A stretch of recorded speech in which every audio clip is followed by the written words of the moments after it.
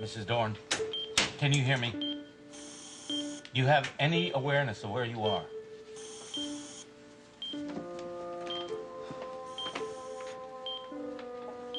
Excuse me. Are you Mrs. Dorn's daughter? I don't want anyone else in here. Yes, I'm April Scott. I got here as soon as I could. How is she? Not good, I'm sorry to say. She's gonna be all right, isn't she? I don't give out doses of false hope, Mrs. Scott. Her condition is grave. She hasn't regained consciousness, nor does she respond to any type of stimulus. How bad is her head injury? Her skull was fractured. A complete set of x-rays has been taken, and I'll be consulting with our resident neurosurgeon to determine if an operation may be of use to relieve the intracranial pressure. Sounds risky. Any surgery involves a degree of risk, but it may be her only chance. Will you do whatever you have to do to make her well? We'll do our best.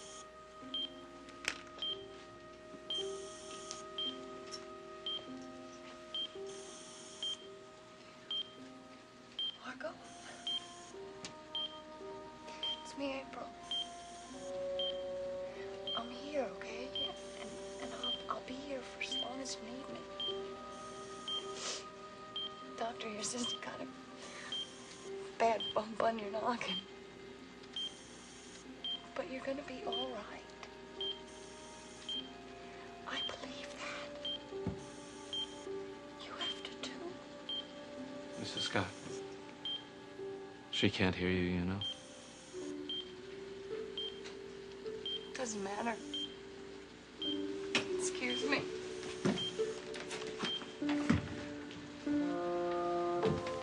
Dr. Marin, to emergency. Draper? Oh, honey. She's in a coma. She didn't even know I was there. No, she's getting the best possible care. She was, lying there so still and so pale, it's almost as if she was dead. No, don't say that. Don't say it. Don't even think it, April. Margo can't die. She can't.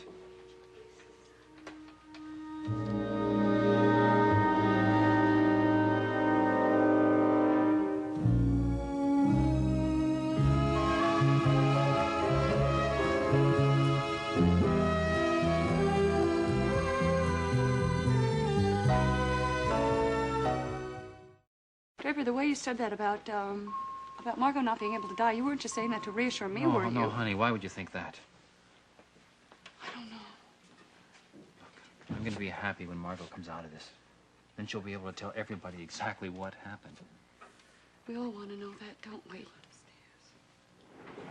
Dr. Marin, emergency. Fourth floor. April, how is she? Deborah, she's in a coma. They're evaluating some tests to see if some brain surgery will help. I'm very sorry to hear about what happened to your mother, Mrs. Scott. We're going to do everything we can to apprehend the person who did this. Thank you, I appreciate that, Chief, but what I care about right now is that she gets through this. Oh, Margo still hasn't regained consciousness, Chief. So if you came down here looking for a statement, you're wasting your time. Actually, Mr. Scott, I'd like to talk to you. Me? I told Dwyer and Guthrie everything I knew. Now, I wonder if we could go over it again. When you talked to them, you were under a great deal of stress. You may be able to recall something now that you had forgotten, something that might be important. All right, what do you want to know? Let's start from the beginning, if we may. You had an appointment to see Margo Dorn, is that right? That's right. I talked to her, and I said I wanted to come over and speak with her. About what? That's personal. Could you please be a little bit more specific? Margo did something very cruel to me, and I wanted to make sure she never, ever did it again. Doesn't sound like you were going to make a friendly visit. No, it wasn't going to be friendly. Exactly. What kind of mood were you in when you went to see her? Were you mildly annoyed? Angry? Were you in a rage? He was upset, that's all. Look, you were just upset. April, I can handle it. I was angry. I was very angry. Did Mrs. Dorn know why you were coming to see her? Yeah. On the phone, I told her I'd been to New York, and she knew whom I'd seen, so she put two and two together. What time did you make this appointment? Oh, 7 o'clock. I wanted to go over right away. She said, no, wait an hour because she had an appointment. Is that what you did? Yeah, I got over there at 8 o'clock. I parked my car, waited for her to come home. How long was it between the time she entered the apartment and the time you did? It was immediate. In fact, the doorman said she had just gone upstairs. You followed her up directly? Yes. What did you find?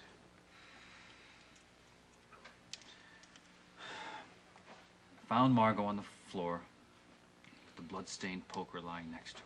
So, according to you, the attack must have taken place between the time that she got out of her elevator and the time that you arrived Yes, there. damn it, it had to. After you found Mrs. Dorn, then what did you do? I phoned for an ambulance. While you were waiting, did you touch anything in the apartment? Yeah, I picked up one of those fireplace tools. Not the one that was used to hurt Margo, though. Why did you do that?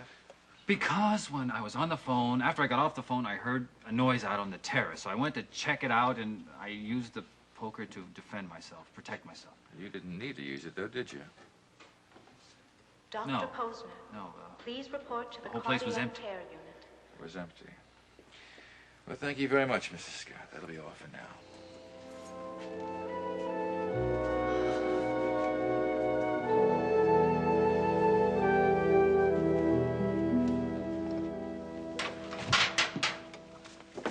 Oh, hey, Steve. I woke up. I wondered where you'd gone. Sorry, I had to go out. I know how it is. Phone calls at all hours. You have to go out in the middle of the night. Yeah, well, the difference is you visit patients, I deal with victims. Listen, I tried to put everything back the way it was. I washed a few of your dishes for you. Oh, thanks, Doc. That wasn't necessary. No, it's the least I could do. And after all, you've hidden me out, let me sleep off my drunk here. I'm very grateful. You haven't heard the news yet, have you? No, I guess I haven't. What? Miles, I got some very bad news for you. Is Nicole all right? Yeah, no, she's fine. It's Margo Dorn. A couple of hours ago, somebody tried to kill her. What? She's in critical condition at the hospital. Very bad head injury. Well, how did it happen? Somebody broke into her apartment. I guess these days you're not even safe in a high-security building. Do you know who did it? No, we just started the investigation, but believe me, we will find out. All right, I gotta get to the hospital. She's being taken care of, No, Miles. There's nothing you can that. do. April should be there, and I really ought to be with her. Miles, you know you were right about Mrs. Corey. What do you mean? Well, when I came to your office, you said something about Mrs. Corey and Nola Madison being one and the same.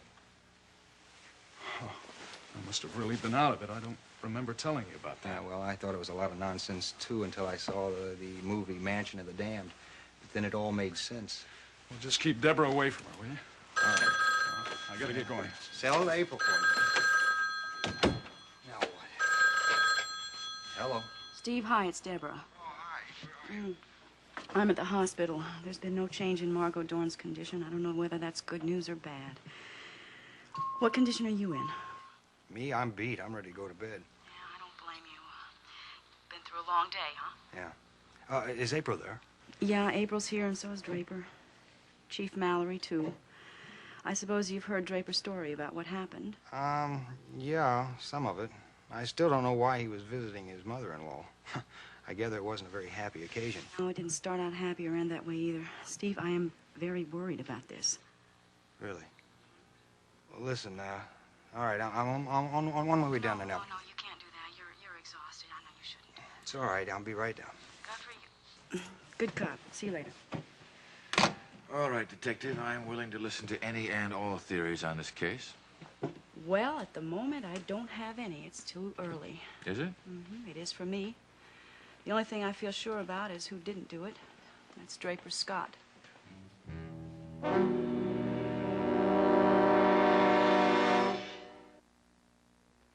Is that detective work, or is that just woman's intuition? Hey, you asked me for my opinion, Chief. Actually, I haven't even had time to do any investigative work. I haven't been even to the scene of the crime yet. Draper is a friend of yours, isn't he? Yours and Steve's. Yes, he is, and that's why I'm sure that he couldn't have committed a crime like this. He is a very gentle person, Chief. That is a personality judgment, not necessarily a fact. All right, I know. The next thing you're going to say is think of all the so-called gentle people who grab meat axes and hack up their families. You don't need me to tell you that. You're a cop. You already know it. Irene All right. Please Tell me report how to this the crime could have been nurse's committed by anybody else but Draper Scott. There has got to be a logical explanation. Well, let's hear it. Well, maybe somebody came into the house some hours earlier, hid out, clobbered Margo right before Draper arrived. And how did he make his escape? Draper already said the apartment was empty. The terrace doors were found open. I see. So the perpetrator just flew off the terrace. The only one I know can do that is Superman, and he's on our side. Cat burglars are pretty acrobatic. Somebody could have lowered themselves down from the roof by using a rope attached to a grappling hook. Well, if it was a burglar, why didn't he steal anything? There were no signs of burglary. Well, maybe burglary wasn't the motive. Oh? What are you trying to suggest? Suggesting that Margo Dorn wasn't the most popular person in Monticello. Running WMON put her in the public eye. She had a reputation for being a very strong-willed, stubborn woman. People like that usually have one or two enemies. Find me one who was there tonight. Has Elliott Dorn been notified? I haven't seen him here yet. We've been trying to locate Mr. Dorn, but so far no luck. Well, I think I know where he is. Give him a call. On second thought, I think I would like to notify him in person. Better yet, be my guest. Orderly to the 7th floor with a wheelchair. Oh, God, I'm so cold and shivering. Let me call a doctor for you. No. Let him take a look at you. No, I'm fine. Draper, what are we going to do if Margo dies? Don't say that now. Nicole's here. Nicole? Hi. How's Margo? She's not doing real well. She's in a coma, and there's some fluid gathering around the brain. Doesn't sound very good. They may have to operate to relieve the pressure. Well, what's the prognosis? I'm sorry. Oh, Nicole, so am I.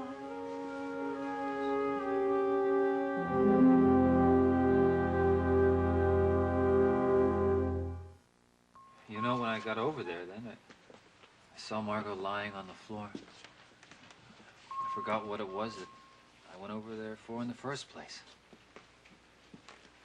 Draper, you were alone with Margo. Oh, God. You were alone with her in that apartment. If you keep admitting to the police how angry you were, they are going to say that you had both motive and opportunity. Hey, no, wait a second. You don't think I had anything to do with this, do you? When Margo regains consciousness, she'll tell you exactly what happened there. And what if she doesn't regain consciousness? What then? Now, stop it! Listen, let's get on to the cafeteria and get something to eat, I'm all right? not hungry. Now listen, April, Draper's right. You have to take care of yourself. Now go, let him take you down. We'll get some I told tea. Margo I was here and that I wasn't going to leave. Listen, I'll stay. And if there's any news, I'll run right down and I'll tell you. Okay, all right. We'll be right back. Dr. Inglesi, please call extension 337.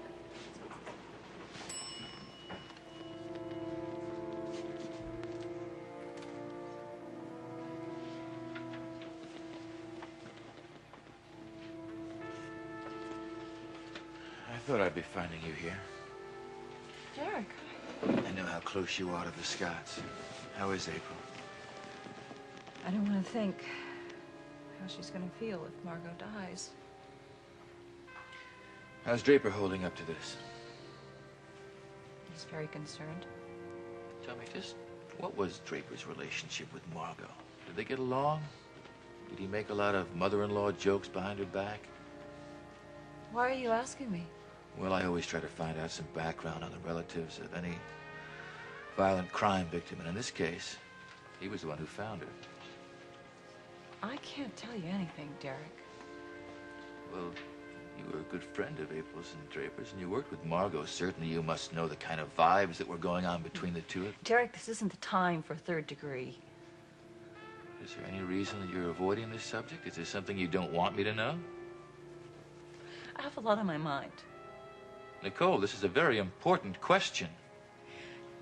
Derek, just leave me alone, okay? You really are upset. I'm sorry. If there's anything I can do.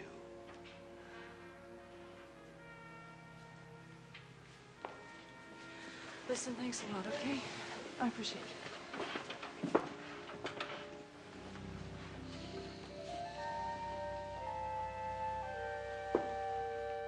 I turned on the news and heard what happened to that poor woman. I was absolutely shocked.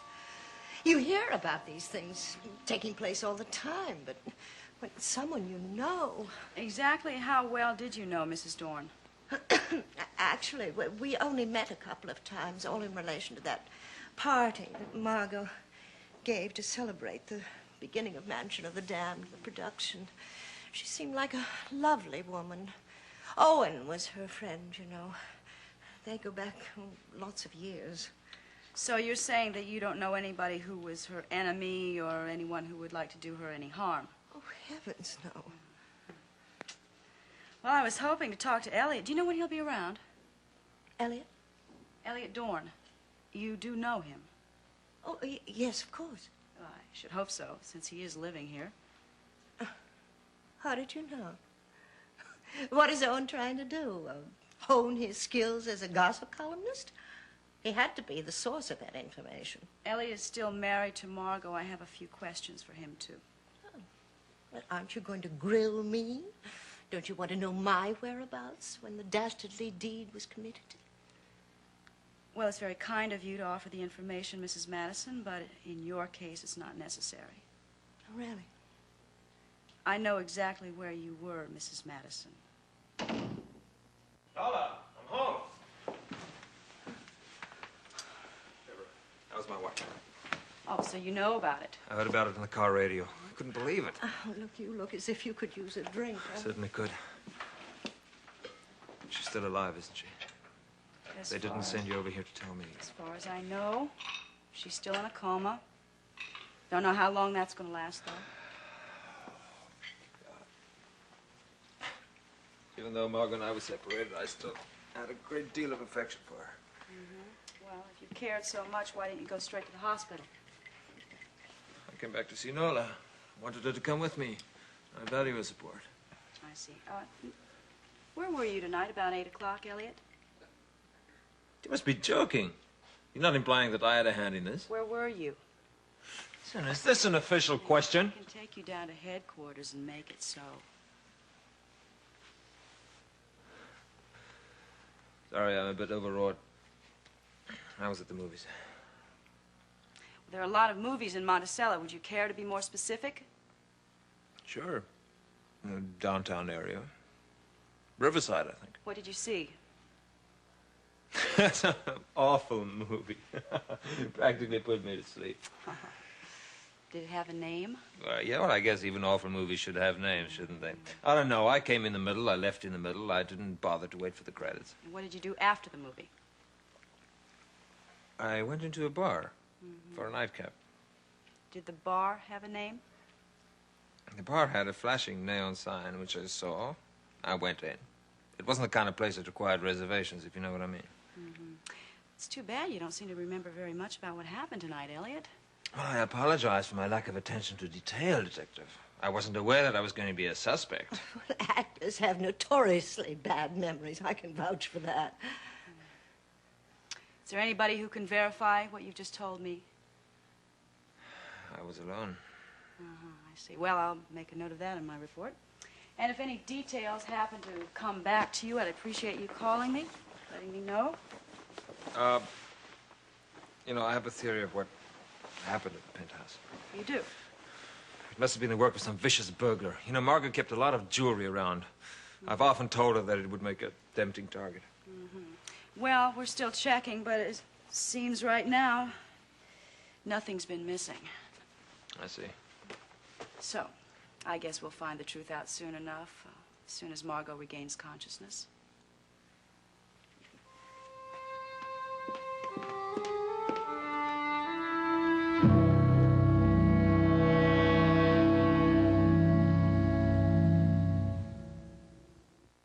I've known Draper for over 4 years. I think you're barking up the wrong tree. I'm going by the facts, Guthrie. I still think you're making a mistake. There just wasn't enough time for anybody else to get up to that apartment, and Draper was practically on her heels getting there. Well, I think maybe Deborah was right. Maybe somebody was in the apartment before they got there. The day doorman says that everybody who went up to Margo's apartment that afternoon came back down and left the building. Oh, what does he know? It was his first day on the job. He could have been mistaken. The service elevator was locked. The only way to get in and out of her apartment was through the private elevator, and nobody came out. You've got to give us more time to check this out. Look, I appreciate the fact that he's a friend of yours and you'd like to protect him.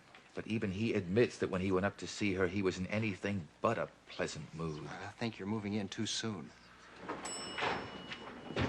Dr. O'Mara to X-ray.